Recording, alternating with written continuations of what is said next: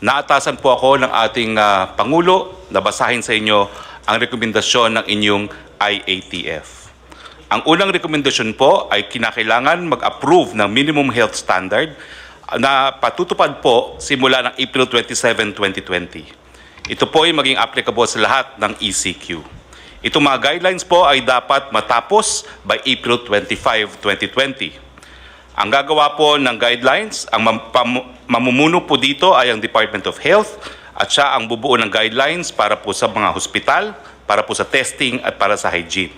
Ang DOTR naman po ang magre-recommend ng guidelines para sa public transportation.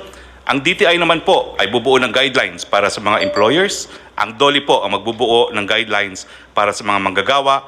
At ang DPWH ang bubuo ng guidelines para sa infra construction. Ang decision po, pagdating sa ECQ, pagdating ng Mayo 1, 2020, panatiliin po ang ECQ sa NCR, Region 3, Region 4A, and all other areas kung saan mataas pa po ang banta ng COVID-19 hanggang Mayo 15. Magkakaroon po ng re-evaluation pagdating po ng May 16. Ang mga probinsya po na mananatili sa ECQ, National Capital Region, Benguet, pero po pwede pong mabago ito by April 30, Pangasinan, Bataan, Bulacan, Nueva Ecija, Pampanga, Tarlac, Zambales, Batangas, Laguna, Cavite, Rizal, Quezon, Oriental Mindoro, Occidental Mindoro, Albay, Catanduanes, Antique, Iloilo, bagamat meron pong to recheck itong Antique at Iloilo, Cebu at Cebu City, also subject to rechecking. At sa Mindanao po, ang probinsya ng Davao del Norte at Davao City. Ang lahat po na probinsya na hindi kasama dito sa mananatili ang ECQ ay sa ilalim po sa new normal na tinatawag na General Community Quarantine. Ganun pa man, dito po sa mga lugar na mapapasailalim ang General Community Quarantine, may mga areas po na moderate na naka-orange. Ang ibig po sabihin nito, mag-i-evaluate pa po kung ano mangyayari dito sa mga lugar na ito, kung magkakaroon nga ng General Community Quarantine o mananatili ang ECQ. Ito po ang para sa mga probinsya ng Abra, Ilocos Norte, La Union, Cagayan, Isabela, Nueva Vizcaya, Marinduque, Camarines Sur, Aklan, Capiz, Samar, Western Samar, Zamboanga del Sur, Lanao del Norte, Misamis Occidental at Misamis Oriental, North Cotabato, South Cotabato, Maguindanao.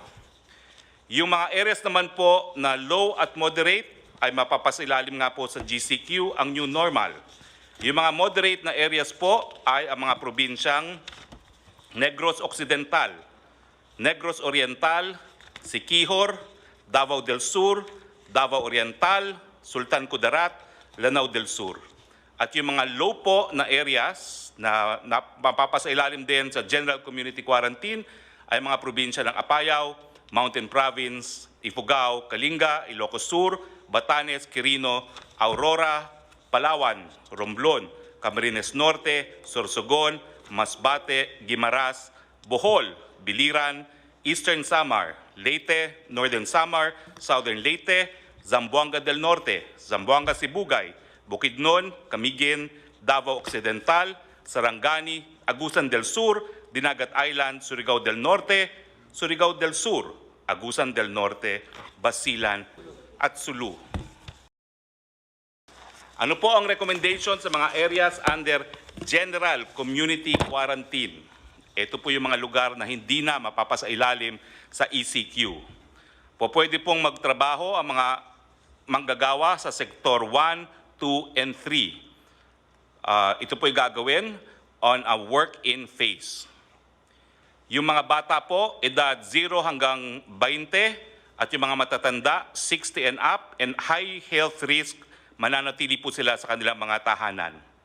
Papayagan po ang mall opening covering non-leisure shops. Papayagan po yung mga priority and essential construction projects na mag-resume. Papayagan po ang mga non-workers to go out to buy goods and services except those pertaining to Sector Category 4, yung leisure at mga kabataan. Papayagan din po ang public transport na mag-operate at reduce capacity at ang LGU po to enforce curfew at night dun po sa mga hindi manggagawa.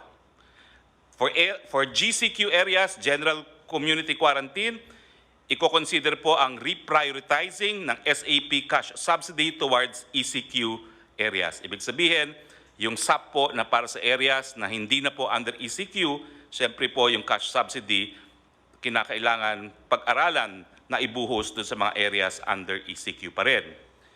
Yung mga GCQ areas, consider to allow na po yung high school, higher education institute, HEI school year to finish and give credentials to students.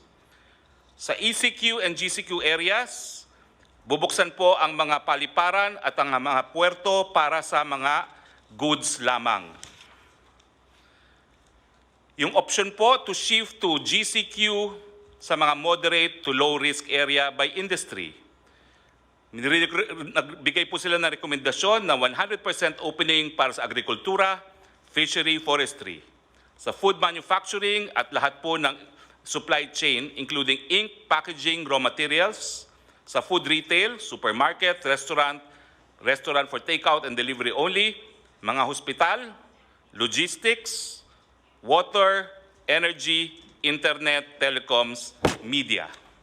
Yung option naman po sa GCQ, sa moderate to low risk area by industry, ang rekomendasyon po ay buksan from 50 to 100% opening. Yung other manufacturing po, gaya na electronics and exports, yung e-commerce and delivery for essential and non-essential items, yung repair and maintenance services po, housing and office services. Yung option po to shift to GCQ in moderate to low risk area by industry. Consider po na buksan hanggang 50% on-site work and 50% work from home. Mga financial services, BPO, other non-leisure wholesale and retail trade, other non-leisure services. Yung option po sa low risk to moderate areas na buksan by industry, consider for 100% closure. Maski po low to moderate risk, consider for 100% closure pa rin dahil po ang mga transmitters ay kabataan mula edad 0 to 20, lahat na eskwelahan. I-consider po ang late opening sa Setyembre except po sa online learning, yung leisure, amusement, gaming and fitness, yung kid industry na tinatawag, turismo, all gatherings including religious conferences at iba pa, limited opening po ng malls at limited opening ng construction. Yan po ang rekomendasyon ng inyong IATF. Maraming salamat po.